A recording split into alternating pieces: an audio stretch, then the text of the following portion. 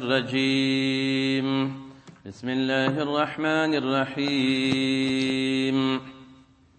سأل سائل بعذاب واقع للكافرين ليس له دافع من الله ذي المعارج يعرج الملائكة والروح إليه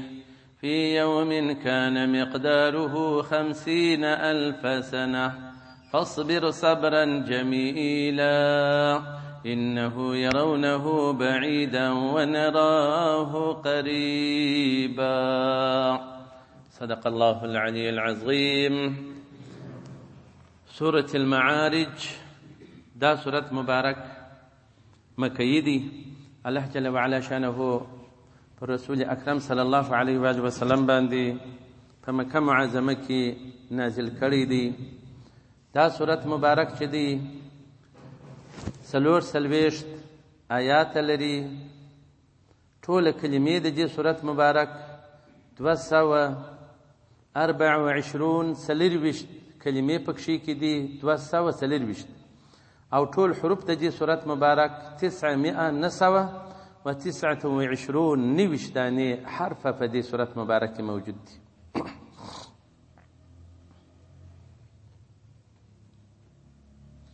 ټول محکم آیاتونه دي. یو آیات مبارک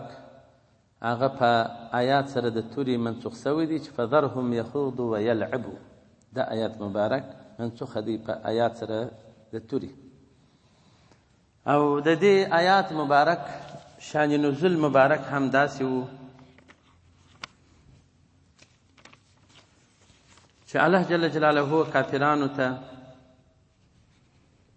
ټول عمر شکست ورکړی و، ماته یې ورکړې وه، سره له دې چې قدرت به هم د دې سره و. یو ورځ لوی دشمن د اسلام نضر ابن الحارث په نامه سره دا دعا کوي خدای پاک ته وایي وإن كان هذا هو الحق من عندك یا الله که دا قرآن حق وي ستا د نیزه څخه وي لکه نبي علیه السلام مبارک چې وایي نو فأمطر علينا حجارة من السماء، ته باران وکړه پر موږ باندې د ډبرو د اسمانه څخه.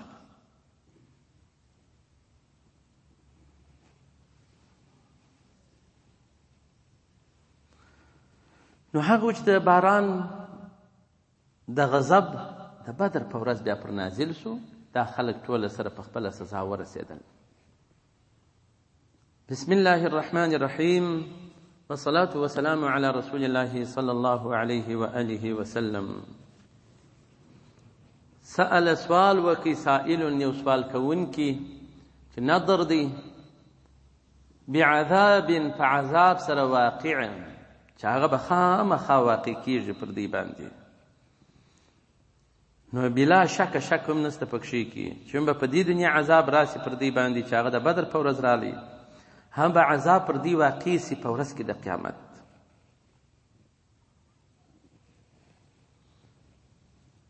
لیس له دافع، نه به وي دې کافر لره، دې سوال کوونکي لره چې د عذاب سوال یې کړی دی، بیا به یو دفع کوونکی هم نه وي چې ځینې دفع یې کړي.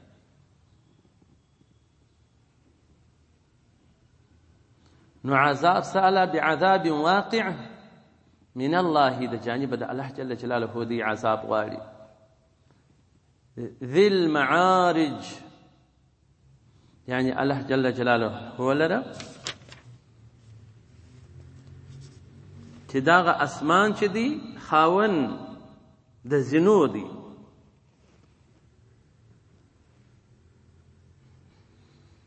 ځکه الله جل جلاله خاوند مالک خالق د اسمانو دی چې ذي المعارج بیا ورته وویله ځکه چې دا لکه زینې د اسمانو ته ملائکې پرخیږي. که څه هم ملائکې یو نوري مخلوق دی یا خو داسې نه دي لکه جسد چې په زینو کې وخیږي، خو بیا هم ځي د لاندې څخه لوړ ځي، د لوړ څخه کښته راځي. لأن الملائکة یعرجون فیها. او ده رضی الله تعالی عنه وایي ذی الفواضل والنعم، الله جل جلاله خاون ذی المعارج، خاون د فواضلو د نعمتو دی. ځکه الله جل جلاله خپلو عبادو ته لوی لوی درجې ورکوي په خپل فضل و کرم سره، چې هغه لوی لوی نعمتونه د خدای پاک پکښې کړي. نو داسې چې لکه موږ چې اوس اسمان ته تیز ستوري وینو څونه راسه لوړ دي، بعضې انسانان الله جل جلاله داسې لوړې مراتب یې ورکوي چې اهل جنت والا ورته ګوري د لاندې څخه داسې ورته معلومیږي لکه موږ ته چې د هغه ستوري څونه جګ دي.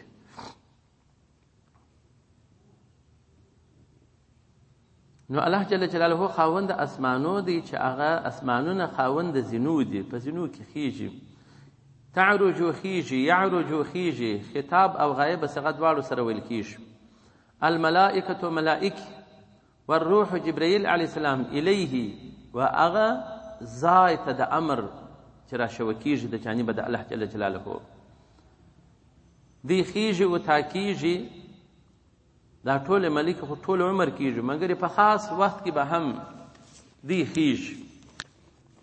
یا عذاب د الله جل جلاله به واقع کیږي پر دې کافرانو باندې چې کان وي به مقداره، مقدار د دې ورځې به 50,000 سنه، 50,000 کاله ده، چې ورځ د قیامت 50 موتنونه و ځایونه لري، چې په هر ځای کې پر انسان 1000 کاله تیریږي. نو ځکه چې دا 50,000 کاله ده.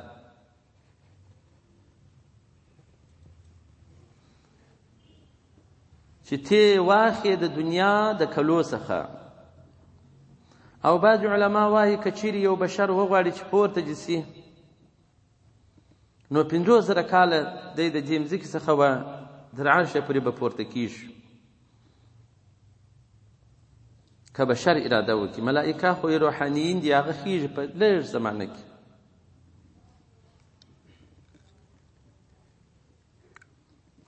یعنی الیه عرش لره د الله جل جلاله، حکم لره د الله جل جلاله، و هغه ځای ته د راشوه کېدو د امر د الله جل جلاله، هغه ځایونه د عزت او کرامت چې څوک ورخیږي ملکی او جبرائیل علیه السلام په داسې ورځ کې چې اندازه یې 50,000 کاله ده.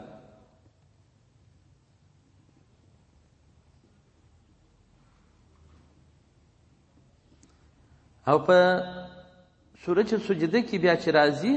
5 آیات کې فی یوم کان مقداره 1000 سنه، چې په داسې ورځ کې چې اندازه یې وایي 50 نه 1000 کاله ده. هغه آیات مبارکو د دې ته د یو شیوالي او موافقت ته ورکوي. نو علما لیکي وایي قیامت دی مواقف و مواتن، دا ورځ د قیامت د ډېر مواقف او مواتن لري، ډېر ځای د درېدو او ځای د استوګنې لري، چې 50 موتنه پکښې کې دي. کل موتن 1000 سنه، هر یو 1000 کاله دی، دا بیرته 50,000 کاله.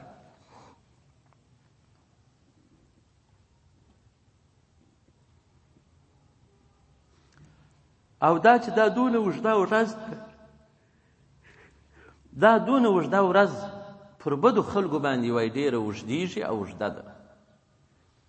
پر نیکانو صالحینو متقیانو خلکو ورځ د قیامت هم الله جل جلاله آسانه کوي، لږوي. ځکه یو آیات مبارک راځي سورة الفرقان 23 نمبر آیات کې اصحاب الجنة یومئذ خیر مستقر و احسن مقیلا، خاوندان د جنت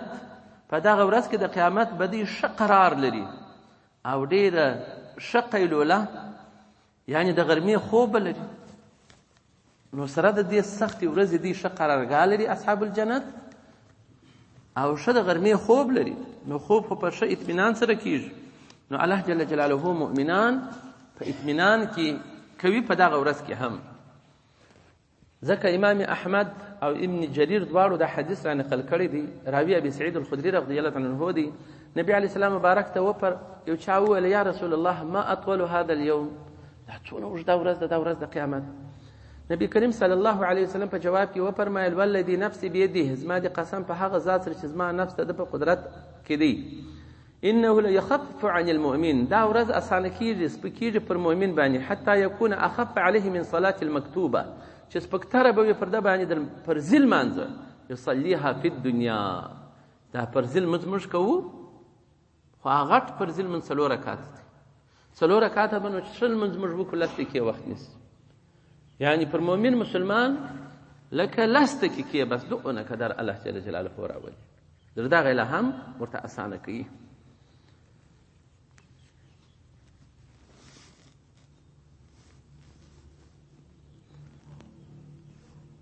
نو فصبر، تصبر کوه او رسول اکرم صلی الله علیه و آله وسلم، چې دا کفار تا ته څه وایي تصبر کوه، صبرا جمیلا، صبر جمیل، حلم ورته کوه،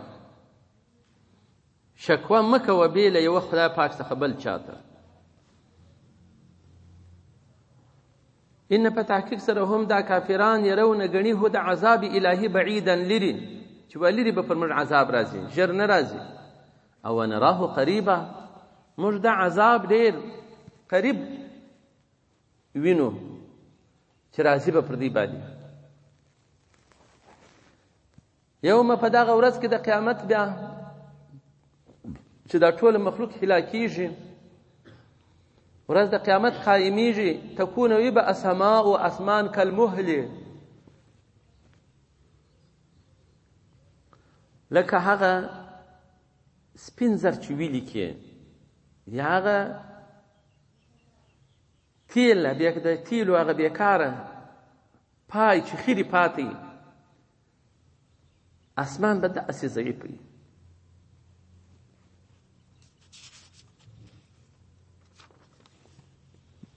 او مس چې څوک ویلي کې، ژړ چې څوک ویلي کې، اسمان به داسې ضعیف وي، هغه قوت یې تللی وي د منځ څخه، ځواني یې تېره سوې وي. یوم تکون السماء کالمهل وتکون الجبال کالعهن، وي به دا غرونه لکه وړي په سپکوالي کې، په پاوا کېدو کې. وړي څونه سپکې دي چې سړی سره وشیني خو بعد یې پاوا کوي، غرونه به دغسې سره لکه وړي دغسې سپک سوي به وي.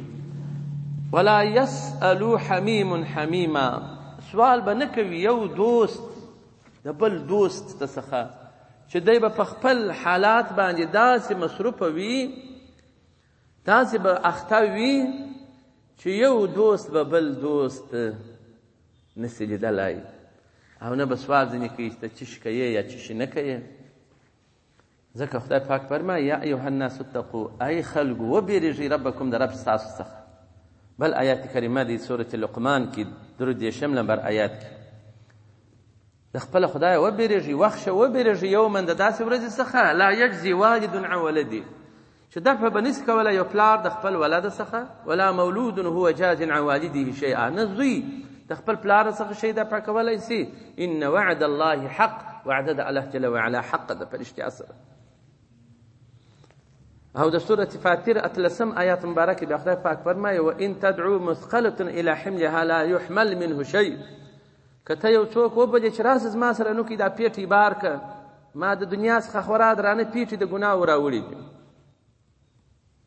نو لا يحمل منه شيء، هېڅ شی به ځینې بار نه کي، ولو کان ذا قربا، که څوم خاوند د قرابت وي، قریب وي، چې وایي راسه دا پیټې نو کې راسره بار که د ګناه،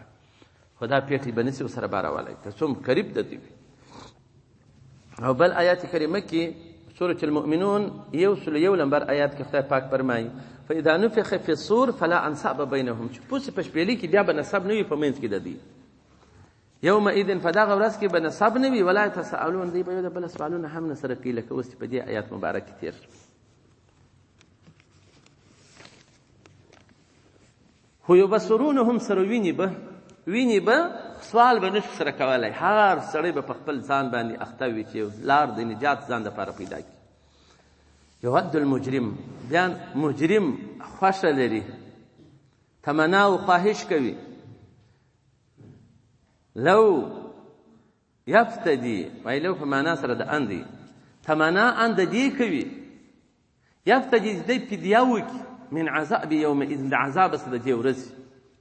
د دې عذابه څخه د ورځې ځان خلاص کړي، په فدیه کې ورکړي څه شي؟ ببنیه، په خپلو زامنو سره فدیه ورکړي خو عذاب څخه نجات پیدا کړي.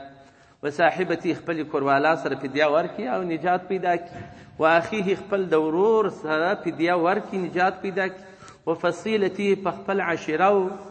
قومه کې تربرو کې دا قرباني ورکړي، فدیه ورکړي، خو دی نجات پیدا کړي. التي، هغسې قریبان ده د تؤویه چې دی زموي و خپل ځان ته، خپل ځان ته یې کشوي، خپل ځان ته یې بیایي. او من هغه شی دی خوښ لري چې فدیه یې کړي، فی الارض، په دا مځکه کې جمیعا ټوله، خو د عذابه څخه نجات پیدا کړي. ثم وروسته ینجیه، دی ځان ته نجات حاصل کړي. کلا، خدای پاک وایي هېڅکله دی نجات نشي پیدا کولی په دې شان. نو چې هره کم سختي راسي، څوک په مور و پلارو، مور و پلار په زوی و اولادو، دا تیرونې قریبانو پسې ګرځي، په فکر کې وي، ورځ د قیامت تر دې هره کم سختي حالاتو باندې بیا هم شدیده ده چې دا یې ټوله یېرېږي. نو خدای پاک فرمایي چې هېڅ فدیه نه قبلیږي. انها، دا اور چې دی، لظا، دا لمبه کوونکی دی، بلونکی دی. نزاعة للشوا، شونکی دی د سر د پوست، د سر د کوپړې څخه دا پوست ځینې په هوا کې ګرسره. او دا داسې لظا اور دی، تدعو، نارې وي، بولي، من ادبر وتولا، چا چې شا ګرځولې وي و ایمان ته، چا چې شا ګرځولې وي رسول اکرم صلی الله علیه و آله وسلم ته، چا چې شا ګرځولې وي و اوامر و احکام الهیو ته، دا دوزخ نارې پسې وي.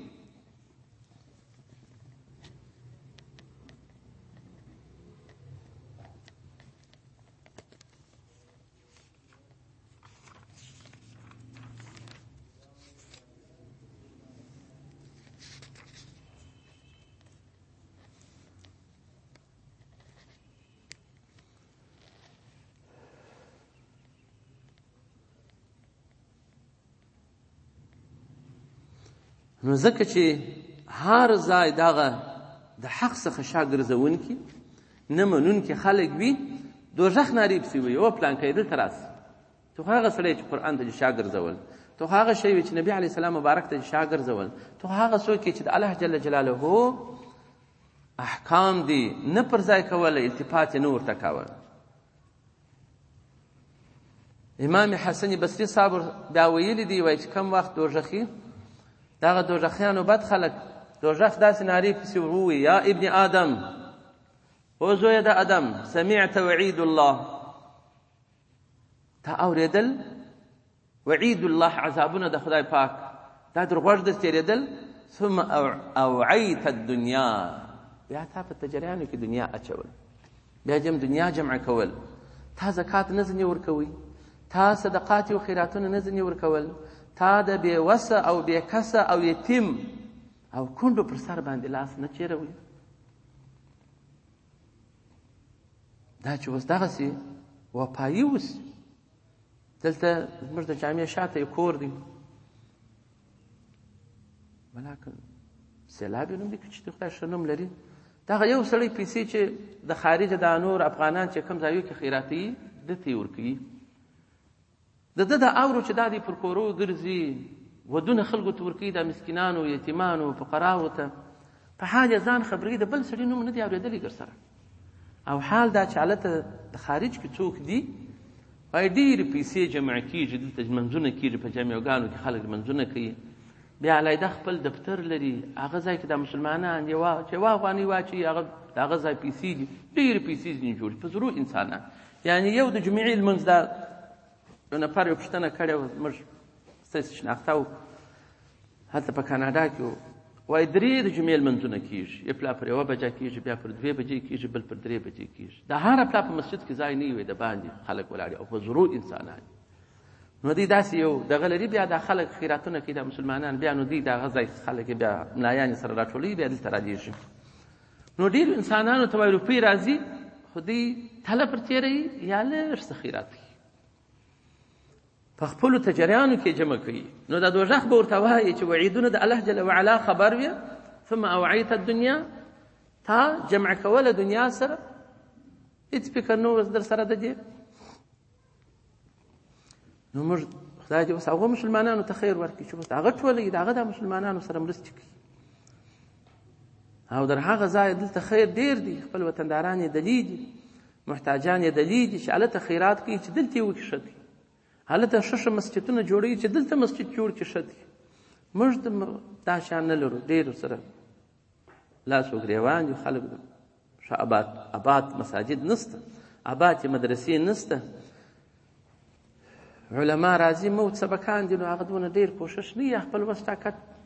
بالا یو څه وي، نو چې اوس پیسې وي چې اوس موږ تاسې دلته مدرسه وي، هر سیم ته به جلا استاذ ودرو، د هغه بیا وس په رسېږي ښه تربیه د کوچنیانو کولی، خو دا ګرده په پیسو کېږي، کار څونه استادان څوک ډېر ډېروي، نو خو یو څه به ورکوي. نو دلته ضرورت ډېر دی چې موږ اولادونه چې دي هغه د تعلیم او تعلم څخه په هغه کچه چې باید وي هغه نسي کېدلی، هغه موږ یې وینو چې دغه تربیه د کوچنیانو چې ده دا پڅه ده، ډېره کرا روانه ده، هغه شان نه ده چې باید وسي. نو دغه دوژخ به الله جل جلاله فرمایي تدعو، نارې به پسې وي، رابولي به من ادبر وتولا، چې چا ګرځولی و چا حق ته، وتولا او مخې ګرځولی،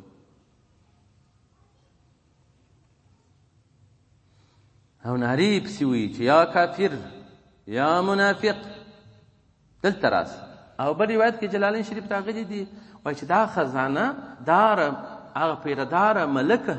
د دوژخ وایي نارې پسې وي، هغه ورپسې روانه وي چې او پلانکی دلته راسه دلته راسه دلته راسه. ګوره شا ګرځوي د ایمان و حق څخه د قرآن څخه، وتولا مخ اړوي، وجمع مال جمع کوي، فاوعا بیا نو په تجري کې په بانګو کې پسې ذخیره کوي. دلته لا پخوا د سراپانو ته خلکو پیسې وروړلې، هغوی یو څه دیوانیان سول بالا پیسې ووړلې، اوس یې چندانې نه ورکوي. نو دغسې دې جمع کوي. نو د جمع کېدو خو دا ښه دی چې په مصرف یې څوک ورسي، د خدای په لاره کې ولاړې سي، دا د آخرت توښه ده د هر انسان. نو جمع فاوعا، مال یې جمع کوي او بیا په تجري کې پټاوه، نو په پیاله کې وایي پټوي، نو په هغه وخت کې دغه پیاله رقم شوي، اوس بیا تجري ده. نو اینه په تحقیق سره الانسان چې دی خلق پیدا سوی دی هلوعا، هلوع یعنی ډېر بې صبره چې هیڅ صبر دی نه لري.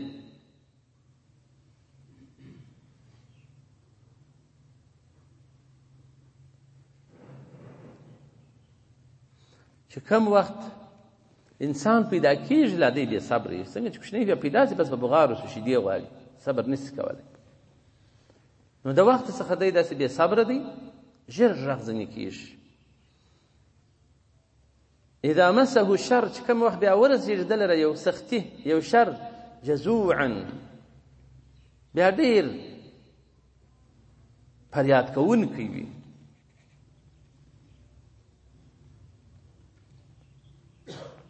ډېر حارس وي او بیا صبره وي. بیا واذا مسه الخير، کم وخت چې بیا خیر ورسېږي، پیسې ډېر پیدا کړي، کار یې سنس، منوعا بیا نو ډېر منع کوونکی د خیر، د خیر کارونه یو مخ پاتې. یو وخت یو نفر راغلی، څونه جریبه مځکه رانیولې وه، بیا یو قمندان وربنده کړی و چې هغه څه شي ځینې غوښتل. نو ما ته راغلی، وایي مولوي صاحب یو شی راکړه، که دغه سړی زما څخه دفع شو، چې ولا مسجد مځکه در رانیسم، مسجد تر جوړ کړم. ما کول دي؟ وایي و. ما به شی ورکړي په هغه وخت کې هغه سړي خپل حالت راوړي چې واه خپله مځکه دې زه بالا کار نه ده لرم. تر دا اوس هم بیا هغه سړی لیدلی ولا کړي دی، په دغه ښار کې ګرځي، بیا یې په سترګو ولا کړي دی، ښه په ډېرو پیسو مځکه وه، داسې لږ پیسې هم نه وي، او دغه یوه مځکه د مسجد هېڅ پکښې معلومېدلی هم نه. هغه کار یې موسم، مګر یې ولا کې یې مځکه را رانیولې ده، ولا کې یې مسجد را جوړ کړی دی، لاړې پسې. نو اذا مسه الخیر، چې خیر ورورسېږي، کار یې سم سي، منوعا بیا ډېر منع کوونکی وي، بیا هېڅ د خدای په لاره کې شی نسي صرفولی. نو دا صفتونه خو د دې بدو خلکو دا دي موجود دي چې دا هغسې خلک دي چې دوژخ پسې نارې وایي. نو اکثر مفسرین وایي چې دا په حق کې د کفارو دا آیاتونه مبارکات دي او منافقینو. او بعض علما وایي چې په مسلمانانو کې هم دغسې خلک شته خو د ایمان صفت یې ثابت دی په ګناه سره خو نه کافر کېږي مسلمان دی خو بیا هم مستحق پر قدر د عمل جزا حق ده نو بیا جزا ورکول کېږي دا چې څوک مسلمان وي خو په قرآن عمل نه کوي قرآن وایي نه قرآن ته التفات نه کوي نبي علیه السلام بارک ته شعر وګرځولي د سنت طریقو ته هېڅ پاملرنه نه کوي مال جمع کوي بس سره ذخیره کوي او ډیر بې صبره وي ډیره جزع پزه پکښې کوي او د خیر څخه یو مخ منوع وي ځان منع کوي د خیر په لاره کې نو الا خو بیا دغه د دوژخیان به نه وي الله جل جلاله عذاب نه ورکوي د سر پوست نه ځنې کاږي المصلین چې ډېر لمونځ کوونکي وي چې هغه مؤمنان دي په خپلو اوقاتو کې لمونځونه کوي لمونځ خو کوي الذین هم علی صلاتهم دائمون هغسې کسان چې دوی پر خپلو لمنځو باندې دوامداره وي مواظبه کوي دغه خلک چې دي دا د دوژخ د اوره څخه الله جل جلاله لرې کړي دي اوس نو دغه دائم دا دوام د لمانځه دا ضروري دی هر عمل چې څوک کوي دا په دوام سره ډیر مفید دی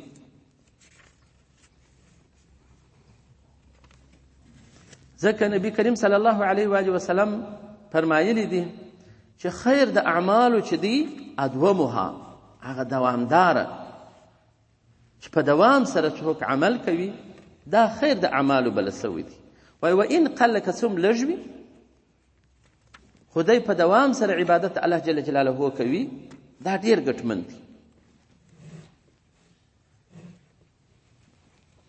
او په خپل اوقاتو کې کوي سره د خپل فروض او واجبات او مسنونات د ټول منعت ساتلی دا کوي الله جل جلاله دا خلق د عذاب څخه ژغورلی دي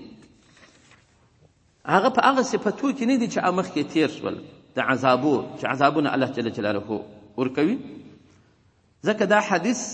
د عائشه رضی الله عنها څخه روایت دی بخاری او مسلم را نقل کړی دی احب الاعمال الى الله ادومها وان قل کتم لجو او دا غره کان بیبي مبارکه وای وکانه رسول الله صلی الله علیه وسلم اذا عمل عملا داوم عليه کوم وخت چې بعمل کوي د یو عمل نو بیا همیشه توب کوي پر هغه باندې ثابت به بیا پر هغه باندې نو ځکه چې موږ وایو چې تاسو د خیر کار کوئ په دوام یې کوئ په دې کې ګټې ستا بیخي ډېرې دي یو څوک چې ټول عمر مثال ته اوس ترجمې ته راځې ټول عمر د ساش منځ کوي ټول عمر د تهجد منځ کوي هم یو وخت سړی ناجوړی شو نشي کولی الله جل جلاله هغه ثوابونه ورکوي حتی داسې روایتونه لا هم راځي چې څوک یو نیکوکاره مؤمن مسلمان وي نو هغه د ده وخت د لمانځه چې راسي د عبادت یې راسي او دی مړی وای په قبر کې هم الله جل جلاله دغه ثواب ورکوي ځکه فضل و کرم د الله جل جلاله رحمتونه بې پایانه دي نو دا فضل و کرم دی پر خپلو بندګانو یې کوي نو په دغه وجه باندې چې هر نیک کار دې وکړي پسې کوه یې دوامدار ستا ګټه په دې کې ده که یو ورځ عذر راسي الله جل جلاله هغه ثوابونه تا ته درکوي نو دلته هم الله جل جلاله دغه انسانانو ته اشاره وکړه الذین هم علی صلاتهم دائمون چې دوی پر خپلو لمنځو باندې مواظبه کوي همیشه توب کوي اوس بیا دلته دې آیات مبارک څخه بیا یو شی موږ ته په جامعه کې روی کار دی باید دا ونیسو زموږ ستاسې خلک دي په روژه کې بل ډول آل جوړ کړي په مسجد کې ځای نه پر تراویح کې دغسې یو ځای په 25 دقیقې کې تراویح کېږي دغسې راشي باندې ځای نه وي نو دغسې دا مسلماني یوازې په دا روژه کې دا لمنځونه ته وایي یوازې په دا روژه کې دا قرآن ویل یوازې په دا روژه کې چې روژه تېره شول بیا نه لمونځ کوي نه جماعت کوي نه مسجد ته راځي نه نور د خیر کارونه کوي نه تلاوت کوي نو دغسې تجزیه په دین کې نشته چې ته یو شی ځان ته راکشوې بل عبادت څخه ځان لرې کوې دین یو دین دی ایمانداري یوه ایمانداري ده او دا صحیح خبره ده چې په روژه کې عمل چې دی نفلي عبادت په فرضي بدلیږي فرضي لکه اویا فرضه چې څوک وکړي دا ثوابونه لري خو دا هم لاسته راوړه نو اگر د کال بیا شا مه ګرځوه عبادت ته بیا نو په دې آیات مبارک کې دغه خلک هم پکښې راځي چې یوازې په روژه کې صوفیان د روژې صوفیان د روژې متقیان چې روژه تېره سي بالا نو بیا نه تا کړي نه ما کړي هر هغه کار کوي په بل حکومت کې په دغه اسټوډیوم کې شوقیان دې راوستل نو دلته به پر تراویح باندې بې ځای نه کېدي مګر چې اختر پسې ورک به شول ما دا چیرې چې ولګره دغه شوق ته ورسېده ځوانان دا به په شوق کې ناست دا به بیرته دغه کارونه کول نو دغه کار نه دی الله جل جلاله فرمایي چې دا دوزخ صفت څخه خلاص د دوزخ عذاب خدای پاک نه ورکوي د دوزخیان په صفت کې نه دي داخل چې دوی لمنځونه کوي خو پر خپلو لمنځو باندې مواظبه کوي والذین بل صفت دا دي هغه کسان دي په اموالهم په مالو کې د دې حق معلوم حق معلوم چې هغه زکات چې کالانه یې پر سوي د خپل د مال څخه خپل حق الهي هغه معلوم کړي چې حاصلات هم ځکه نه اخستي اول د واري چې د زکات مال چې دی دغه منونه دغه خورورونه دا ساره خلک ډېر ښه صفات لري بس اول د واري لاملا صبر راوړي وای دا د زکات ما څوک کیږي دغه نه کړي هغه صبر وکي بلا صبر د ورجلا کې اول د واري بعض خلک پر دغه ترتیب باندې سته خدا ډېر ښه خوی دي په خپل مال کې حق معلوم کړي چې هغه زکات دی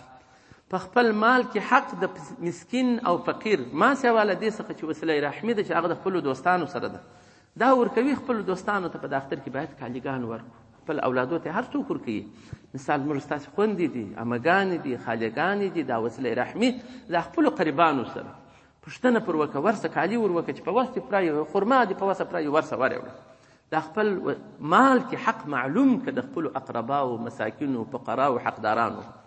خو د دوی په حق په مال کې حق معلوم وي للسائل که ورته ودرېږي حامي ورکوي والمحروم هغه څوک چې مسکین وي خو محروم وي د سوال څخه سوال نه کوي نشي کولی شرمیږي نو بیا دغسې علما لیکي وایي هغه خلکو ته چې څوک زکات و خیرات ورکوي چې هغه چاته نشي ویلی چې ته زما سره خیر وکړه دا ډېر بهتر دی تر هغه چې سوالونه کوي ای درګاه به ای درګاه ګرځي اوس خو دا فقیران چې دي دا تجارت ګرځېدلی په دا روژه کې اوس بیا آزاد کړي دي مخکې د روژې یو څه ټول کړله کور ته ښځې به بوتلې کور چې کور به دروازه وروټکوله غټ سړی به راوتی دا چې څه دی دا میړه دی هغه به په کور کې شنولی دا بیا فقر ته راایستلی نو دغسې مسکینان دې ته دونه ثواب نه لري لکه دې ته چې یو سړی دی عیالداره دی چچهداره دی د ابرو سړی دی چاته نسي ویلی چې یو شی راکړه نو ته ورسې هغه سړي ته خیر سره وکړې صدقه ورکړې دا لکه څوک چې نوشانجي کې ټک ادب په وولي نو تا د اعمال که څه هم زکات 8 صنفه چې هغو ته تقسیمیږي پر هغو باندې خو چې هر صنف ته یې ورکړې دا ښه خبره ده خو په دې کې هغه ښه ادب دغه دی چې څوک محتاجه وي او چې هغه حاجت ور دفع کړي څوک عیالداره وي هغه عایدات 100 افغانۍ ګټي 300 افغانۍ د د ورځې مصرف وي نو دغسې کسان زموږ ستاسې په وطن کې نهایته ډېر دي دغه خلک پیدا کړي یتیمان پیدا کړي کونډیانې پیدا کړي په خپلو قریبانو کې داسې خلک پیدا کړي ورسې دروازه ور وټکوئ هلک ته زکات ورکړي دا خوشبختي ده چې اغنیا ته فقیران راځي وایي خیرات که چیرې دا فقیران نه وي دی مکلف دی چې دنیا په هر ګوټ کې مسکین وي هلته به ځان پسې رسوي د خپل د مال زکات په باس نو دا خو اوس د دې سره خدای پاک احسان کړي په خپل وطن کې فقرا او مساکین ورته پیدا کړي دي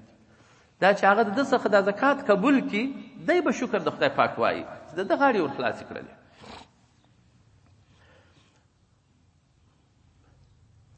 نو والذین یصدقون بیوم الدین بل صفت یې دا دی چې دوی تصدیق کوونکي وي په ورځې سره د جزا چې ورځ د قیامت ده ورځ د قیامت باندې ډېر باور وي چې هر کار کوي پلا د خپل عمل ترازو ته اچي چې د آخرت په ترازو کې مې دا په خیر کې راځي که په شر کې راځي نو که په شر کې راځي د هغه څخه ځان ژغوري که په خیر کې راځي نو بیا پر هغه باندې چسب اقدام کوي نو دی باور کوونکي په ورځ د قیامت وي د ورځې د جزا وي جزا یقیني وي حق وي یقیني وي پر دې باندې او الذین هم دی چې دي من عذاب ربهم مشفقون د عذاب د رب جل جلاله ډېر بیریدونکي وي خائفین وي بیریږي د خدای پاک د عذاب څخه د دې عذاب په وجه باندې ګناه ته نه نږدې کېږي نافرماني د خپل خدای او رسول سره نه کوي قرآن ته شا نه ګرځوي په قرآن باندې با عمله وي شد د صالحینو انبیاو پر مسلونو طریقو باندې خپل ژوند یې جوړ کړی وي او روان دا چې دی بیریږي د خدای پاک څخه دا لوړ مقام دی د چا هر بنده چې د خدای پاک ته هر څونه قرب حاصلوي په هغونه کچه باندې دی د خدای پاک څخه بیریږي نبی علیه السلام مبارک صلی الله علیه و آله وسلم دومره بیریدی چې دی پر منځه سو بیبي مبارک وایي په ذکر مبارک به خوټار لکه کټو چیش دغسې قسم به ژړل ابوبکر رضی الله تعالی عنه دغسې ژړل نبی علیه السلام مبارک مریض دی وایي ورسې ابوبکر رضی الله عنه چې لمونځ ورکړه عایشه بیبي رضی الله عنها وایي بل څوک به خبر کړم هغه چې پر منځه ودرېږي ستا پر ځای باندې دون د ژاړي چې د ژړا څخه قرأت نسي ویلی دا د دې هغه بیره و د خدای پاک څخه دا چې نو ټول صحابه مبارکان داسې بیرېدل هر ولی د خدای پاک چې وي هغه دغونه کچه د خدای پاک څخه ډېر بیریږي هر عالم رباني چې وي هغه دغونه د خدای پاک څخه بیریږي انما یخشى الله من عباده العلماء بیریږي چې د خپل خدای پاک څخه د هغه بندګانو څخه د خدای پاک هغه علما بیریږي نو علما لیکي وایي هر عالم چې پر صفت د دغه قرآن د آیات مبارک نه وي یعنې د خدای پاک څخه نه بیریږي هغه نو هر څه کوي وایي هغه عالم نه دی نه به څوک هغه ته عالم وایي د علماو بیا رنګ په بدیږي علما چې هغه د خدای پاک څخه بیریږي هغه نارواوې نه کوي هغه ناشولته کارونه نه کوي علما څه کوي خو دا مخکې حکومتونه اوس حکومت دی مابسته تاسې ورسي یو عالم به غل تاسې پیدا نه کوي یو طالب به غل پیدا نه کوي چې د خدای پاک په لاره کې ګام اخیستی وي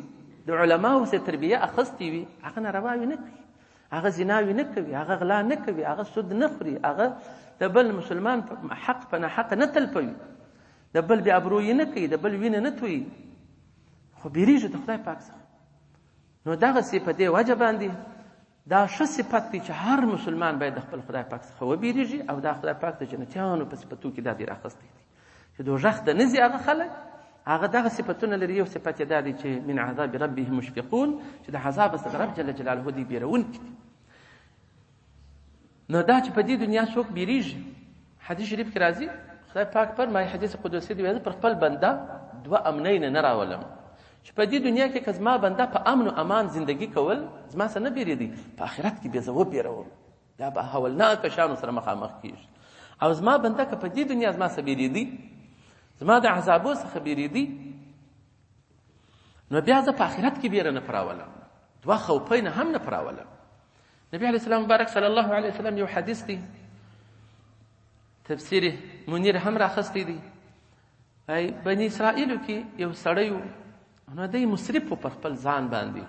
نارواوې ډېرې کړې وې نو بیا چې مړ کېدی اولادو ته یې نصیحت وکړي وایي چې زه مړ سمه ما به وسپځوئ ایرې به مې په بیابانو او دریابو کې سره تونې کوي نو بیا چې دی مړ شو هغه هم دغسې وکړه وایي الله جل وعلا بلا کیف دریاب ته امر وکړي چې دا ایرې را جمع کړه بیابان ته امر وکړي ایرې را جمع کړه او دی بیرته الله جل جلاله جوړ کړي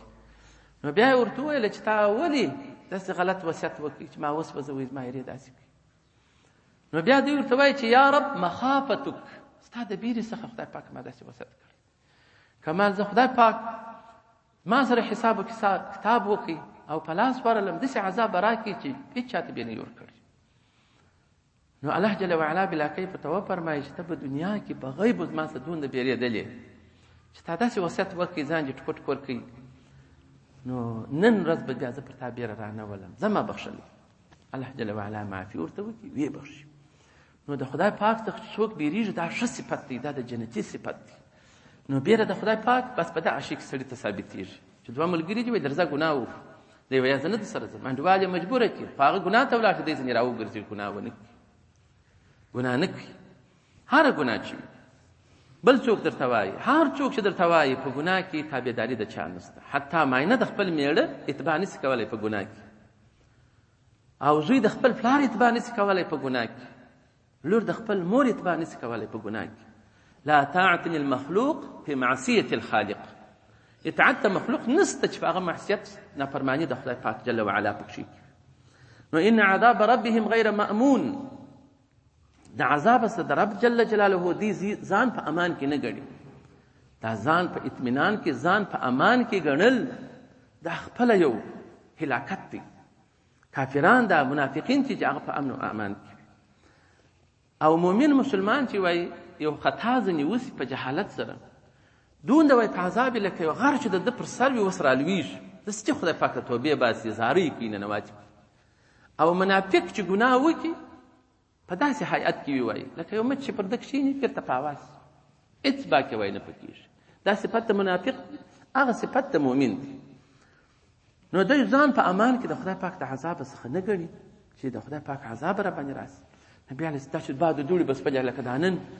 عایشه بیبي وایي رضی الله تعالی عنها چې نبي علیه السلام بارک به وتي وننوتي به د مخ بڼه به وایي تغییر وخوري او دغه دعا به کوي چې اللهم لا تقتلنا بغضبك ولا تهلكنا بعذابك وعافنا قبل ذلك چې دا نګه چې خدای نه که دا هغه عذاب را باندې رانیسي نبي عليه السلام مبارک غزا ته ځي، پر یو قوم رالی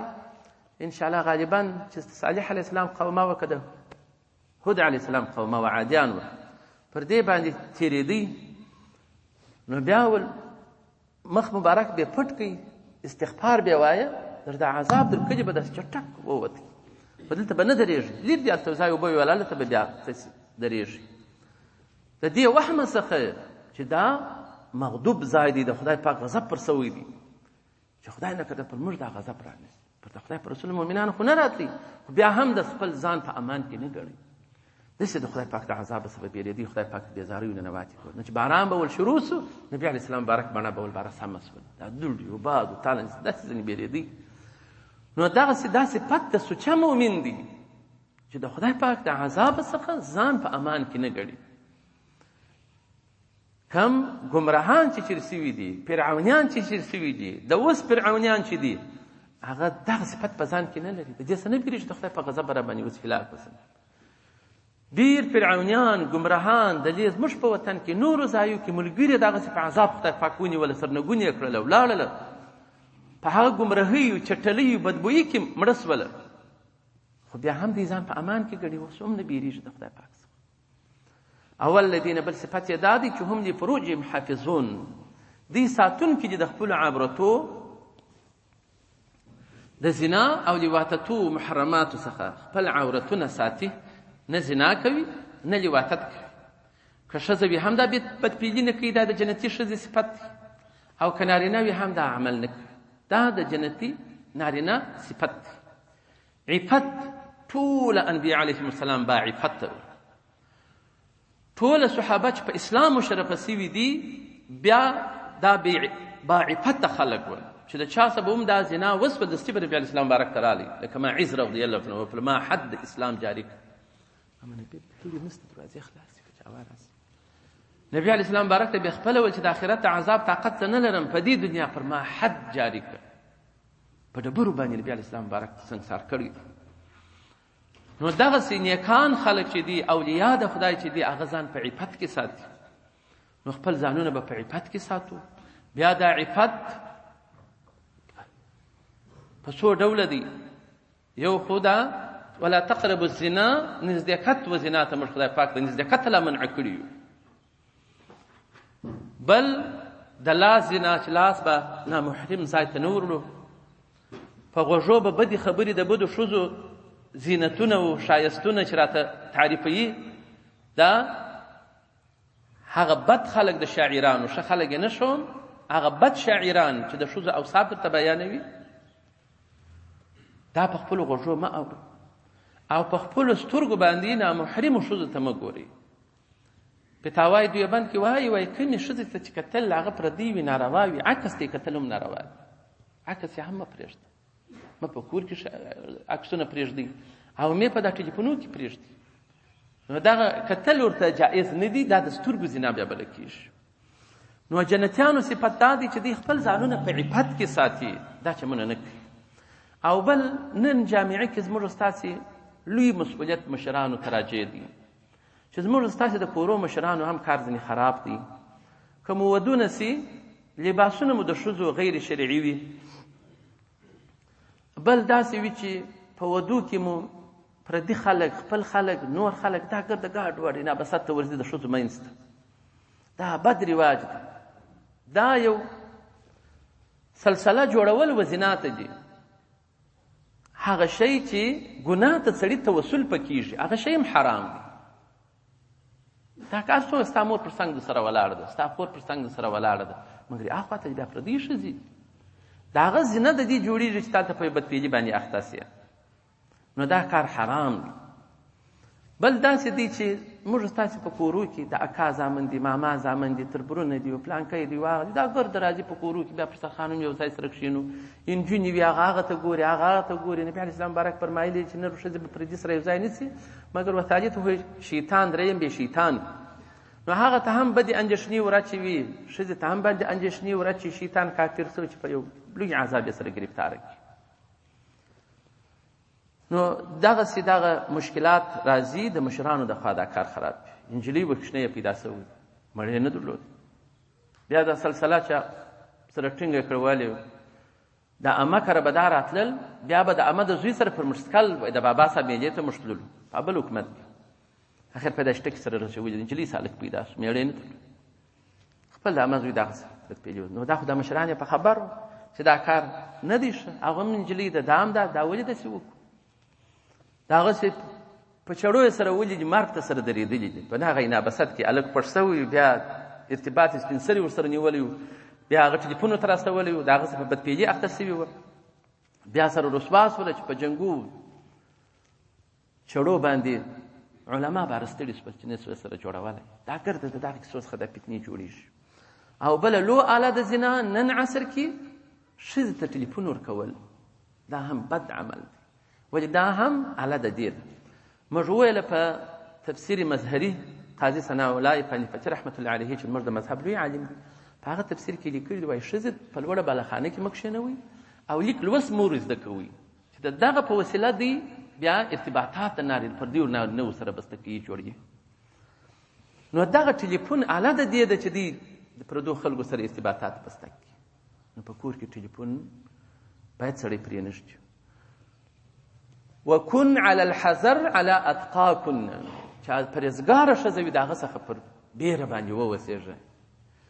ډېر باور اعتماد پر ښځه باندې کول وایي دا د نادان سړي خوی و عادت دی چې یوازې په کور کې پرېږدي، یا بازار ته ایله کوي، یا بله کوي. د چین سوداوي دی راوړي، د هرات بازار سوداوي په ښځې باندې راوړي. دا زموږ خلک دي. دا په دې کې سهوه دي، په دې کې عفت نه مراعاتېږي، بلکې بې عفتي یې کور ته راځي. نو بیا به په هغه جنجالو بیا دوی خپله سره ستړي چې وایي دا ولې داسې وسوه. دا اوس فلحاله خلک پاوزو سره ګرځي په دغه فتنو سره چې بې ستري و بې حجابي و دغسې په کورو کې کړي وي، فتنې یې اوس نسي راټولولی. نو الا خو بیا پروا نه کوي، دا خپل ځان استعمال کړي علی ازواجهم پر خپلو بیبیګانو او ما ملکت ایمانهم چې په ملک کښې ایستلي وي د ستا لاسو چې پخوا منځیانې وي. فانهم غیر ملومین، دی چې دي په دې کې ملامت کرده شدګیان نه دي، ملامتیا نشته په منځیانو او خپلو بیبیګانو کې، البته چې روژه نه وي. نو فمن هر هغه څوک ابتغا چې طلب وکړي وراء ذلک ما سوا د منځي او خپلې بیبي څخه، فاولئک هم العادون، دغه متجاوز دي، بس در حد شرعي تیری کړی دي، د حلالو څخه یو حرامو ته تیری کړی دي. اوس نو په دې کې علما وایي ادب چې ډېر وي، دا بعضې ځوانانو ته دغه شی میلاویږي، په لاس باندې ځان انځالول، په پښتو ادب چې ډېر وي، مټ وهل، دا هم په دې حرمت کې داخل دي. بلکې مټ وهونکی سړی وایي لعنتي دی چې دی په خپل مټ سره ځان انځالوي، ځان خلاصوي. نو خپلو بیبي او منځې څخه د دې من ابتغا وراء ذلک ما سوا له دې څخه فاولئک هم العادون. د هغه رکان زموږ د مذهب علما وایي چې دا شیګان دا ظالمان نه دي، دا زموږ افغانان چې راوایي تر د رانورو، دا ظالمان چې دي دا د صیغې روا کړي دي. موقتي نکاح 3 میاشتې، 1 میاشت، 1 او تاوده، دا نسته. نکاح چې ده هغه لازمي ده، قطعي ده. موقتي نکاح هم وایي د دې آیات مبارک څخه علماو را ایستلې، زموږ مذهب کې دغه نسته. امام صاحب مبارک وایي دا موقتي نکاح دا هم که چا وکړله هغه متجاوزینو کې شمېرل کېږي. خدای پاک خپله بیبي چې تا ته په حلاله نکاح ناسته ده دغه ستا ده، او منځیان یا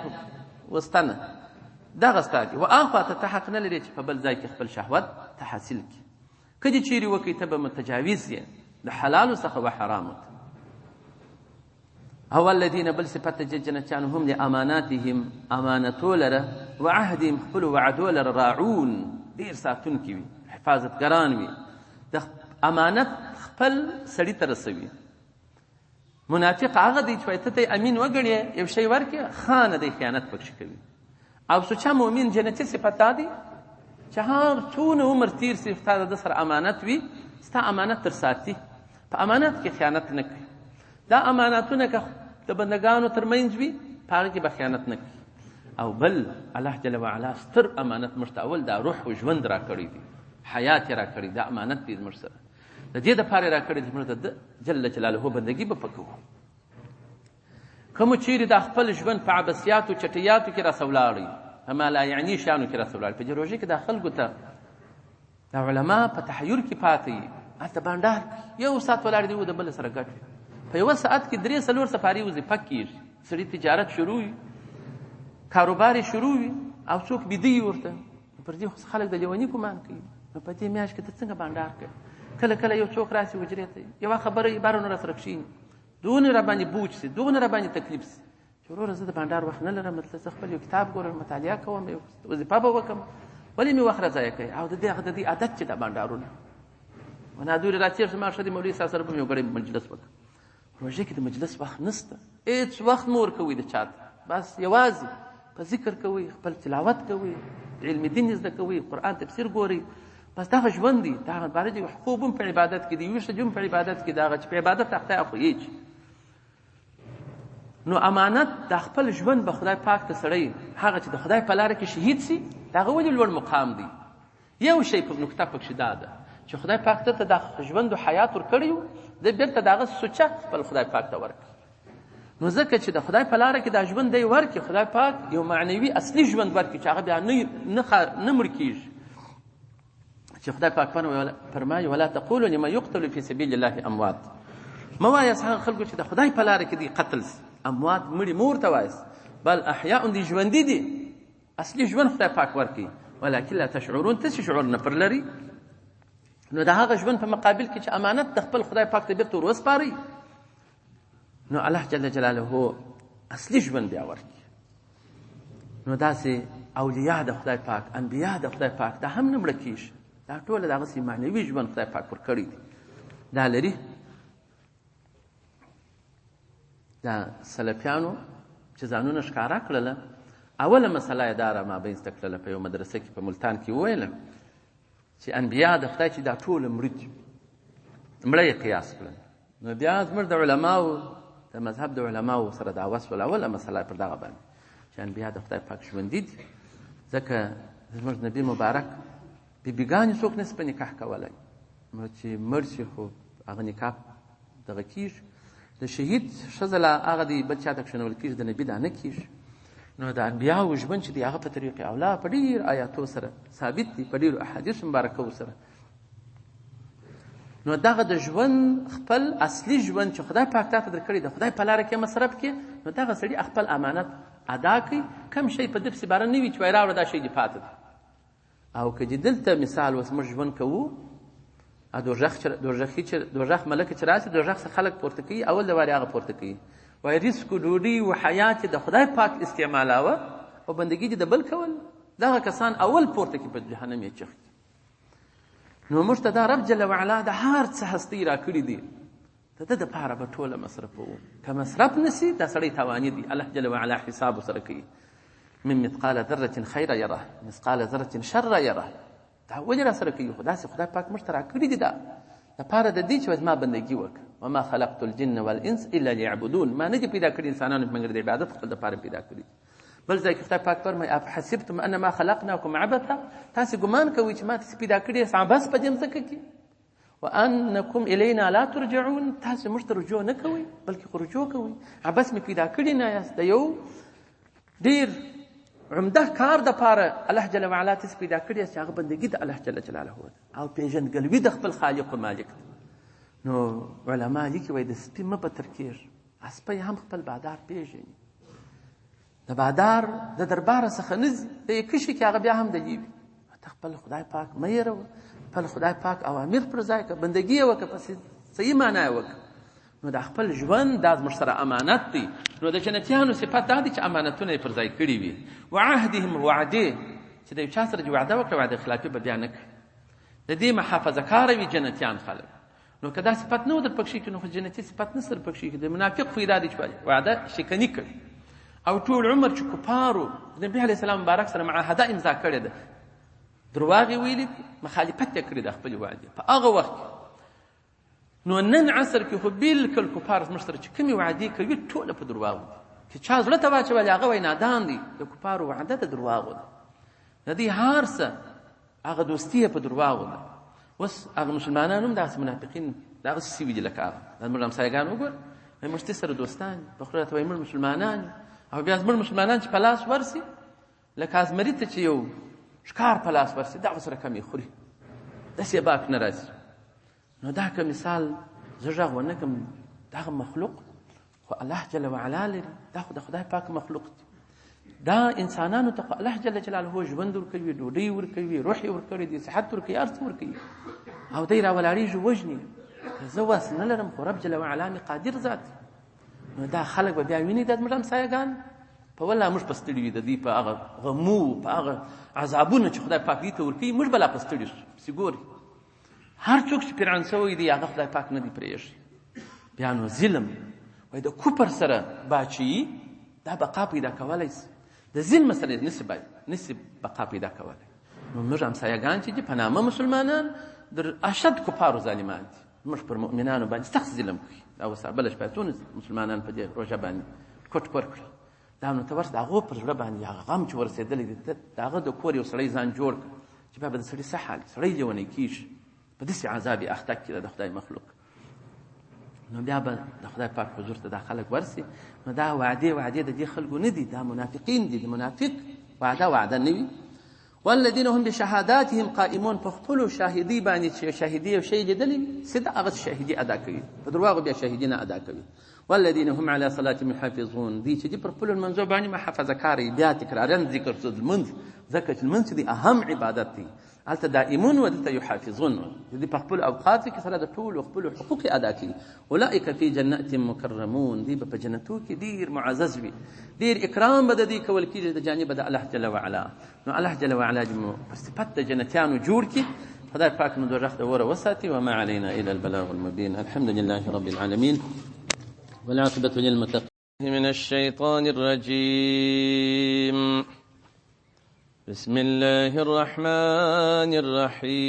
الرحيم.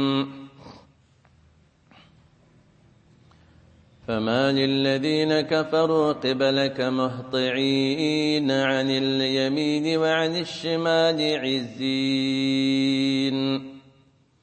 أيطمع كل امرئ منهم أن يدخل جنة نعيم إنا خلقناهم مما يعلمون فلا أقسم برب المشارق والمغارب إنا لقادرون على أن نبدل خيرا منهم وما نحن بمسبوقين. صدق الله العلي العظيم. نو مخکې سبق کې تاسو ولیدل چې الله جل وعلا شانه د مؤمنانو چې کوم صفات و الله جل وعلا وفرمایل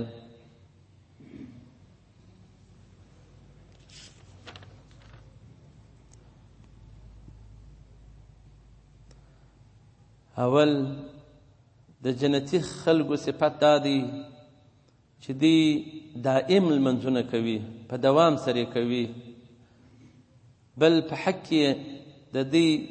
په مالو کې معلوم حق موجود وي، سائلینو لره چې سوال کوي،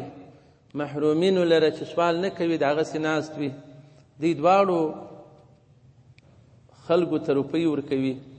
صدقه ورسره کوي، خیرات پر کوي،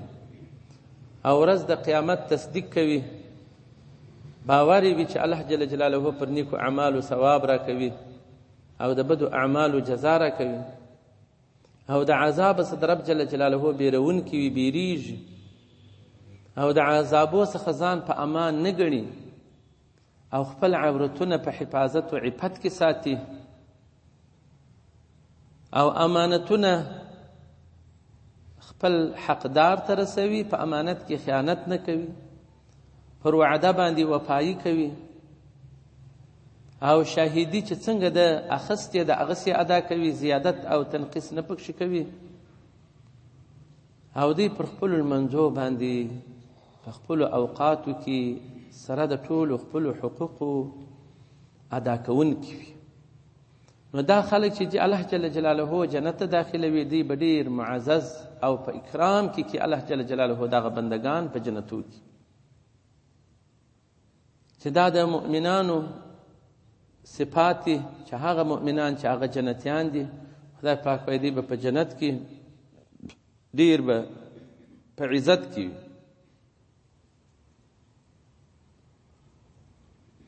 فمال الذين كفروا فمالي یعنی کم شی ثابت سوی دی الذین هغه کسانو لره کفرو چې دی کافران دي قبلک ستا و طرف ته مهطعین تیز تیز ګوري ډیر نظر درته کوي عن الیمین پر استه طرف ستا او نبی علیه السلام مبارکه وعن الشمال پر چپه طرف باندې ستا عزین دی حلقې حلقې ناستی د پاره د دې ناستی چې په مؤمنانو باندې رشخند او استهزاء وکړي دغه د دې مطلب وي دا د منافقینو او کافرانو عادت او خود په خانه به ویل د مؤمنانو ته به اشاره کولې چې آیا دغه به اوس جنت ته ځي کچيري آخرت کې موږ راژوندي هم سو بیا به موږ د دې د مخه جنت ته داخليږو دغه خبرې د دې مطلب دلته د دې آیات مبارک څخه بیا مؤمنانو ته یو شی په لاس ورځي زموږ اول علما چې درس کوي طالبان د درس ورته ناست وي دا ټوله یوه مجموعه وي دا ادب او مسنونه طریقه ده چې ټوله یو مجلس وي نه ډلې ډلې هلته و هلته و هلته داسې لکه دلته چې هم موږ استاد د قرآن ټوله یو مجلس دی داسې نه دی چې یو څو قرآن شریفونه ولته پر فرش پراته دي یو څو هلته پراته دي یو څو هلته پراته دي نو دی ځای به و دا به د خپل ډله خپلو خلکو به دې سره پېژندل نبي علیه السلام مبارک ته به تیز تیز کتل چې ود زموږ خواته ګوري که نه ګوري بیا به رشخندونه په دې مؤمنانو باندې وهل او دغه رقم اهل تصوف والا چې کوم ذکر کوي هغه حلقې جوړوي غټه حلقه یا کوچنۍ حلقه جوړه کړي په هغه یوه حلقه کې ټوله ذکر سره کوي نو دا اثبات د دې آیات مبارک څخه راځي چې صحابه مبارکان ډلې ډلې نه وکښېنستل نبي علیه السلام مبارک هغه به ټوله پر نبي علیه السلام مبارک راڅرخېدلي وه ټوله به متوجه وه نبي علیه السلام مبارک ته په دې خاطر چې شي به نبي علیه السلام مبارک وفرمایي چې موږ ځینې زده کړو حرص یې د علم او د منافقینو حرص پر شیطانت باندې و ډلې ډلې به ناست به هلته ډله جوړه کړې هلته ډله کړې هلته جوړه کړې نو الله جل جلاله رد دی کوي چې دا قول دی وکړي ولکه چیرې په ورځ د قیامت موږ راژوندي سو جنت وي نو در دغو مؤمنانو خو به موږ د مخه له جنت ته ځو نو الله جل جلاله رد دی وکړي آیا طمع کوي کل امرئ هر سړی منهم د دې کفارو منافقینو څخه ان یدخل چې دی به داخل سي جنت نعیم جنت لره چې هغه ډک د نعمتو وي د ده دا طمع ده چې دی به جنت ته داخل سي کلا داسې نه ده دا طمع د دې غلط ده چې په دې طمع سره به دوی کامیابه کیږي او دا طمع به د دوی وي چې موږ به هم جنت ته داخلیږو بار بار الله جل وعلا په قرآن عظیم کې فرمایلی دي چې کافر او مسلمان دا هیڅ کله په مساوات کې نه دي فاسق فاجر صالح او متقی سړی هیڅ کله په مساوات کې نه دي نو کچیرې داسې سي د الله جل جلاله په دربار کې عدل دی هغه د عدل دربار دی یو څوک دی ټول عمر یې په رجوع عبادتو لمنځو تیر کړي دي او یو بل سړي په فسقو په جورو نارواوو کې تیر کړي دي هلته به په آخرت کې به نو هم د دې ناروا سړي رتبه بیا غټه وي لوړه به وي په دې دنیا کې به داسې سي مګر هلته داسې نه کېږي هغه د عدل میدان دی نو چې داسې سي بیا د ښه سړي او د بد سړي نو فرق شي اوس ډېر فرق پکښې دی چې بد سړی فاجر سړی ګمراه سړی دا نشي کېدلی چې دی د متقي صالح مؤمن سوچه سره دی مساوي سي البته په دې دنیا کې کېدلی سي په خپلې بیداري باندې موږ داسې اول نظام اسلامي تحریک وو خلک پکښې وو چې دوی ولاړله بیا بېرته په دې حکومت نه ننوتل بیا د هغو نه عزت بیا چې بل حکومت راسي بیا په هغه ننوتلي بیا درته دوی ډېر رول لري په خپله بیداري په خپل فسقو فجورو نارواو باندې پیسو باندې یو ځای به ځان ورسوي په دې دنیا کې خلک به خطا بس در تا چې ته ښه سړی در تا به ښه قدر و ځای لري هغه مګر په آخرت کې داسې نشي کېدلی هلته د الله جل جلاله په دربار کې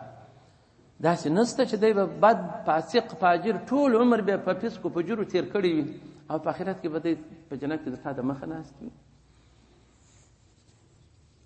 نو داسې نه ده نو دا خلک هغه چې د نبي علیه السلام مبارک صلی الله علیه و وسلم په وختو کې وه هغه هم دغسې خبرې کولې که چیرې جنت وي نو د دغو مؤمنانو د مخه به موږ پکښې داخل نو الله جل جلاله رد دی وکړي چې کله داسې نه ده دا طمع جدي نه کوي انا خلقناهم مما يعلمون په تحقیق سره موږ پیدا کړي دي دوی مما د هغه شي څخه یعلمون چې دوی په پوهېږي چې هغه نطفه ده د نطفې څخه مو پیدا کړي دي خپل اصل دی پیژني نو په نطفه خو چې دا کالي په خرابېږي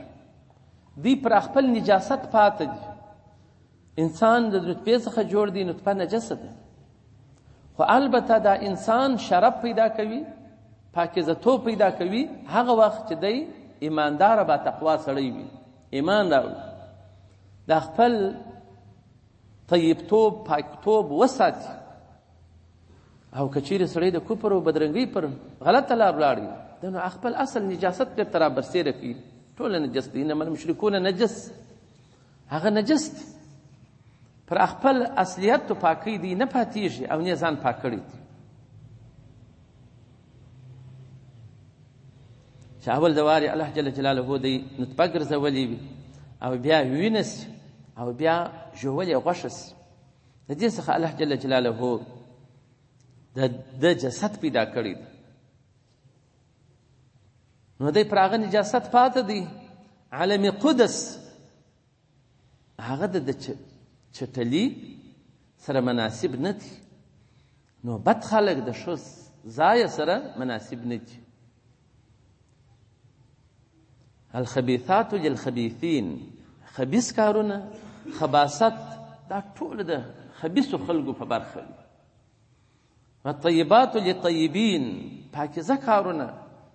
پاک اعمال د پاکو خلقو په برخه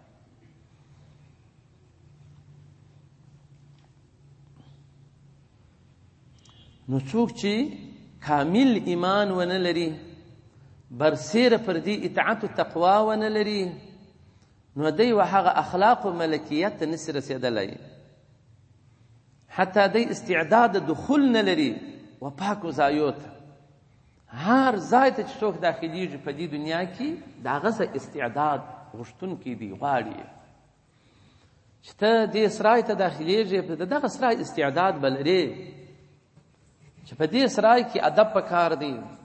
اخلاق پکار دی سرمایه پکار ده چې کوم شي ته ضرورت یې هغه به ټوله پیدا کوي نو بیا دغه سرای ته ورتلی سي نو جنت چې دی او د خدای هغه پاکیزه ځایونه هغه انعامونه چې پر مؤمنانو یې کړي دي دغه مؤمنان قابل د دغو ځایو دي فاجر فاسق کافر سړی چې دی هغه استعداد د دې ځای نه لري چې په پاکو ځایو کې دی گزاره وکړي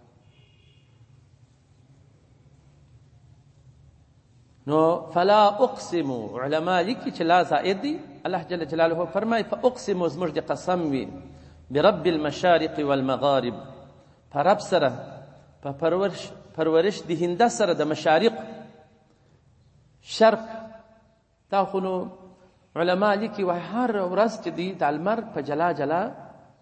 شرق کې راخیږي نو 360 مشارق دي 360 مغارب دي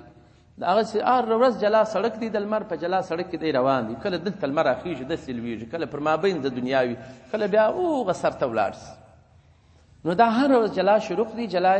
غروب دي نو زموږ د قسم وي په مشارق سره او مغارب سره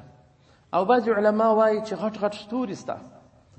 په دې اسمان خانه کې الله جل وعلا پیدا کړي دي د هغو دپاره هم خپل افلاک پیدا کړي دي په هغه افلاکو کې دی تک کوي نو د دغو ستورو دپاره هم شرق سته هم غرب سته بعضې یو طرف ته روان وي بعضې بل طرف ته روان یو ځای راخیږي بل خوا ته لویږي هغه هم دغسې سیار دي الله جل جلاله په حکم سره راخیږي او لویږي. نو د هغو شروق او غروب چې دا ورسره ګډ کې د لمر د هغې سره بېرته جمع ځین جوړېږي. نو زموږ د قسم وي په رب سره، پرورش د هنده سره د مشارق و مغارب، ځکه د دې هر شي خالق و مالک الله جل جلاله دی. د هر شی چې پیدا کړی دی پرورش غواړي. لکه زه و ته چې الله جل وعلا پیدا کړي یو، موږ ستاسې د ژوند او زندګۍ کې چې کوم ضروريات دي موږ د خپل خدای پاک څخه غواړو، هغه یې راکړي. هر شی چې وي، هر مخلوق ته دغسې ډوډۍ ته ضرورت لرو، هغه پاکیزه شان خدای پاک موږ ته راکړي دي. محرمات و خبیثات څخه یې منع کړي. کالو ته ضرورت لرو، لباس یې راکړی. پښې مو لڅې دي، بوټونه او چمپلان خدای پاک راته پیدا کړي دي، بازارونه په ډک دي. د بزو د پسو بیا په بازار کې چوټې نسته، خدای پاک هلته دوی شونګوري ور جوړې کړي دي. هغه شونګورو کې ګرځي، په هغه زوزانو کې هېڅ نه پکېږي. نو هر مخلوق خپل خدای پاک څخه دغسې پرورش غواړي. لمر که سپوږمۍ که ستوري کېش، هغه شروق دي که هغه غروب دي، هغه مراکز ده دي، دا ټوله د الله جل جلاله څخه پرورش غواړي. ماهیان، میږیان، دا کیکي، غوماشي، کوچني مخلوق د خدای پاک، لوی مخلوق د خدای پاک، دا هر یو محتاج و رب جل جلاله ته. ټوله فقیران دي و خپل خدای پاک ته. یو الله جل وعلا دی غني ذاتي، صمد ذاتي، على كل شيء قدیر ذاتي جل جلاله. دا ټول خپل مخلوق ته دی پرورش ورکوي. ولی موږ اول د وارې دا اقرار کوو چې په لمانځه خپل خدای پاک ته درېږو چې الحمدلله چا لره؟ رب العالمین. ثنا و صفت خپل خدای پاک ته وایو چې دی رب د ټول عالمیانو دی. نو هر عالم چې وي، که په طرف علوي کې وي او که په سفلوي کې وي، دی رب دی، دی پرورش دی هنده دی. نو هر عالم دی په مراد باندې رسوي، پرورش کې کوي. نو موږ د قسم وي په رب سره د مشارقو او مغاربو. انا موږ چې لخامخا قادرون، موږ قادر یو على ان پر دې باندې نبدله چې موږ به بدل کو پر ځای د دغو کفارو بدو خلکو خیرا ښه منهم تر دې به ښه خلک راولو په دې مځکه کې. وما نحن بمسبوقین، موږ نه یو په دې سره چې یو کار دی نعوذ بالله پر موږ غالب سي، موږ دې مغلوب سو، موږ دې عاجز کی، یا داسې نه. یعنی ښه تر قادر یو پر دې باندې خدای پاک فرمایي. او په تاریخ کې د دنیا ډیر جبابره په ځمکه کې چې به ګرځېدل، جبر به کوي، الله جل وعلا به هغه داسې په لږ وخت د ځمکې څخه پورته کړل، نور مخلوق به پر ځای باندې پیدا کړل، هغه به در هغو شو. نو په هر قرن کې دغسې خلک تیر سوي دي. او زموږ افغانستان کې خو بیخي ډېر داسې خلک چې دا شوروي رالی څنګه خلک ورسره وه، دا نه ماتونکی ځواک دی، دا نه ماتېږي. او چې زده یې وي هغه خبرې کولې، زړه یې غوښتي هغه یې ویلې، په جرأت سره یې نافرماني کولې. یعنې اوس دا هغه خلک ژوندي دي، د هغو خلکو څخه لږ کسان کوي دا نه معنه پات و هغه په دونه عاجزي کې دي چې خپل ژوند نشي سنبالولی. داسې الله جل جلاله د مځکې د سره څخه پورته کړل. نو په هر قرن کې چې هر څوک جابره سي، الله جل وعلا هغه پورته کوي، پر ځای بل څوک پیدا کوي. نو خدای پاک فرمایي چې موږ ښه تره قادر یو پر دې باندې چې بدل کو مشرکین، کافران، فاجران، ګمراهان، منافقین ورک کو. او دا کار موږ ته ډېر اسانه دی، موږ نسي عاجزه کولی. نو ای د خدای رسول صلی الله علیه و آله وسلم چې دی تا په عذابوي، په در پرېږده هم دی یخوږدو چې عګوټې وي په خپلو باطلو کې، ویلعبو بازي کوي په دې دنیا کې.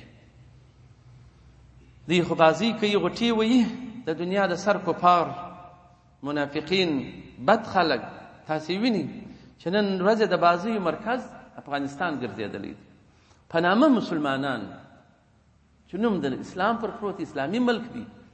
هغه هم د کفارو چمونه زموږ سره کوي، هغه هم په مؤمنانو باندې بازي کوي، قتلوي، وژني، ظلم پر کوي. د فرعون وایي 400 کاله بادشاهي وه، کفر یې څه کړی؟ د خدایي دعوا هم کړې وه. خو خدای پاک یې د باچهي ته بقا ورکړې وه مګر چې کوچنیان د بني اسرائیلو یې په قتل یې شروع ور وکړله الله جل وعلا په بحر قلزم کې غرق کړي پاته نه شو باچهي هم لاړل لښکرې هم لاړې ټوله تباه کړو برباد نو نن ورځ چې زموږ افغانانو ښځې او کوچنیان وژل کېږي دا هم یو مالک لري دا هم یو ورځ راتلونکې ده چې هغه فرعونیان به رود نیل ته سیده کېږي او سیده به باندې ورځي لکه فرعون چې ورتلی فرعون بریک ونیوی نه په ګډېدی جبریل امین علیه السلام رالی آسه یې د آس مخ ته تېره کړل د آس مخ آسو بس پسې پور ننوتی بې اختیاره دی ټیل وی په رود نیل کې روان شو یو څه ولاړل هلته موسی علیه السلام بني اسرائیل ووتل الله جل جلاله رود نیل باندې راواړو ټول یې غرق کړل سره د لښکره ولاړ نو بیا که څه هم دغه فرعونیان د وخت که رود نیل ته نه سیده کېږي خو ملایکې ورسیده کوي ورټیل وهي یې بیا به دغسې غرق کېږي په تاریخ کې څوک نه دی پاته سوی هر جابره د وخت خدای پاک ورکړی دی او پر ځای بل بدیل راوستلی دی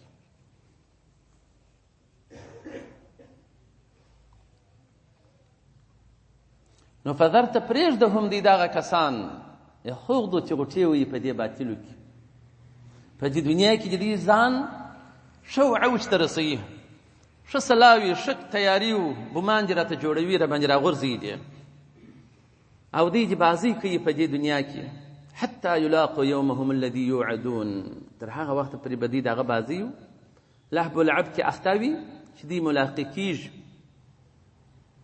د ورځې سره د دوی الذي یوعدون چې د دوی سره وعده سوې ده چې هغه ورځ د عذاب ده یو ورځ به رود نیل ته سیده کېږي او ورځ به باندې راځي تر هغه وخته به دوی په دغه غوټو کې وي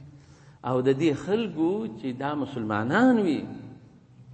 تاسې فکر وکړي نبي علیه السلام بارک وایي درې جمعې لمونځونه که سړی بغیر عذر قضا کړي پر ځای د منافقت مهر ول کېږي بغیر عذر د جمعې لمونځ څوک قضا کوي و یو څوک چې که سره لمونځ نه کوي یو څوک چې که سره مسلمان ته په زړه کې تعظیم نه لري نو د دې په زړه کې به څه حال وي دا مهرونه په زړه ول سوي دي کنې چې دغه نور ممالک دي چې دغه د شیګانو کم ملایان دي دغه ملایان لري چې زموږ د افغانستان ملایان ما دي لکه د ګوتو په شمېر دون ورته معلومیږي څونه ملایان چې په پاکستان لري زموږ د افغانستان ملایان په ګوتو په شمېر ورته معلومیږي نو چې اثر کولای د علماو ویناو پر دې خلکو باندې باید کړی وای که په ډېرښت سره کار وای یا په وینا سره کار وای یا په تبلیغ سره کار وای اشد بدکارونه د دغه ممالکو څخه راوځي سره له دې چې وایي موږ په امریکا کې څونه مسلمانان کړل هغه ژره لاندې ګر د اسلام ورته وتلي دي نو هغه ورځ به راسي چې دوی ملاقي کېږي د ورځې سره د دوی الذین یوعدون چې د دوی سره وعده کول سوې ده نو په هغه وخت کې د نبي علیه السلام مبارک صلی الله علیه و آله وسلم سره یې جفا کول د مؤمنانو باندې ظلم کاوه رشخندونه یې په وهله دغسې ناشولټه خبرې به یې کولې یوم یخرجون من الاجداث په هغه ورځ کې چې راوبوځي دا خلک د قبرو څخه سراعا ډېر به چابک و محشر ته روان وي كأن گواکې هم دی الى نصوب و یو علامو ته یوفضون ورزغلي یو عالم داسې ښه مثال بیان کړی و یو څوک یو تلکه جګه کې چې هلته یو شی په جګ سي نو دا سړی وزغلي باره چې ژر یې اشکار یې خپل جګ کړي نو چابک اشکار چې جګ کړي و هغه ادب ته ورسېدي یو شی یې ونیوي یا نه ونیوي خو دی ورزغلي چابک یا مسابقه ده یو چا مسابقه چې دغه علامه و بیرغ ستاسې ادب دی چې هغه ځای ته به ځان رسوي نو هر سړی کوشش کوي چې هغه ځای ته ځان ورسوي چې هغه بیرغ و علامه چا ورته جګه کړي نو الله جل وعلا ورځ د قیامت ادب ټاکلی وي ټولو خپلو مخلوقاتو ته په هر ځای کې چې مړه سوي دي خو خدای پاک یې راژوندي کوي ادب یې میدان د حشرګاه دی نو چې د قبرو سره راوځي ملائکې یې شړي چې ځئ خپل مطلب ته خپل ادب ته ځان رسوي چې هغه د حشرګاه میدان دی نو داسې به چابک چابک دوی ورځغلي. خاشعة ذلیله به وي ابصارهم سترګې د دغو بدو خلکو، ترهقهم پټ کړي به وي دوی ذلة ذلت. دا سړی چې په ډېرو خوارۍ کې وي دا پر دا مخ باندې لا خواري معلومه وي. تاسې وینئ دا مساکینو مسکینان چې دي ازامن و نجونې تور وچ کلک، هغه د مسکنت اثر پر معلوم وي. او د یو خان دوی چې د کوره راوړي ښه سور سپین غوړ پړ وي، داسې اثر پر معلوم وي. نو بد خلک چې دي ګر سره په آخرت کې وسایي نه لري، په قبر کې وسایي نه لري، هغه اثر د عذاب او د ذلت پر دوی باندې معلوم وي چې دوی دغه ذلت پټ کړي وي.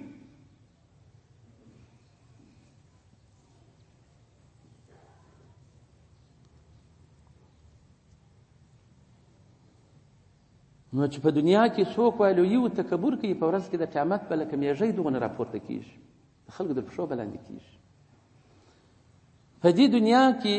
ناروا او نافرماني د خپله خدای او رسول څخه یې کړې وي کوي،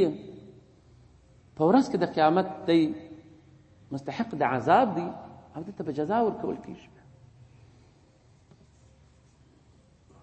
دا چې موږ وویل چې د دې خلکو بیا د توبې خوند نشته، ولې زړونه یې محوه سوي دي، ټول عمر یې په ګمراهۍ او بېدینۍ او نافرمانۍ کې تېر کړی وي، ښه پوهېږي په عذابو ورځ د قیامت خدای پاک هغه توفیق ځینې سلب کړی وي، توبه نشي کښلی، سمې لارې ته نشي راتللی، توفیق یې سلب وي. ځینې علامې په دې دنیا هم دغه وي چې ښه کار پر لاس نه ورځي، علامې په آخرت کې داسې وي خاشعة ابصارهم سترګې به یې ټیټې وي. په پښتو کې وایي اوس لومړي سترګې نیولې دي. ترهقهم ذله پټ کړي به وي دي ذلت. ذلک دا چې د اليوم ورځ ده الذي هغه ورځ ده کانو یوعدون چې دوی و په دنیا کې د دې سره وعده کول کېدل چې ورځ د قیامت سته، یو ورځ بله سته، حساب و کتاب ستاسو سره کول کېږي. په دې دنیا به هر رقم جیلیکاري وکړې، ځان به در یو مقصوده ورسوې دنیوي، او په آخرت کې جیلکاري نشته. نو هغه ورځ چې خدای پاک موږ ته وعده راکړې ده چې ورځ د قیامت ته هلته حساب و کتاب د ذریعې پر اندازه د خیر او د شر کول کېږي، نو هغه به کېږي. هغه ورځ به په حقه سره راتلونکې ده، او بیا به دې ته وویل شي چې دا هغه ورځ ده چې نبي علیه السلام بارک درته ویل، علماو درته ویل، قرآن درته ویل چې تاسې یو ورځ په مخ کې لرئ د حساب و د کتاب. نو هغه ورځ دغه ده. نو الله جل وعلا دې مو د قبر او د آخرت د ذلت او شرمندګۍ څخه وساتي، طاقت یې نه لرو. الله جل جلاله دې سورة المعارج زموږ ستاسې څخه قبول کړي. خدای دې سبب زموږ ستاسې د مغفرت او زموږ ستاسې د مور پلارو اقرباو او امواتو وګرځوي. خدای دې ټوله زموږ ستاسې مړي وبخښي، خدای جنتونه ورکړي. سورة نوح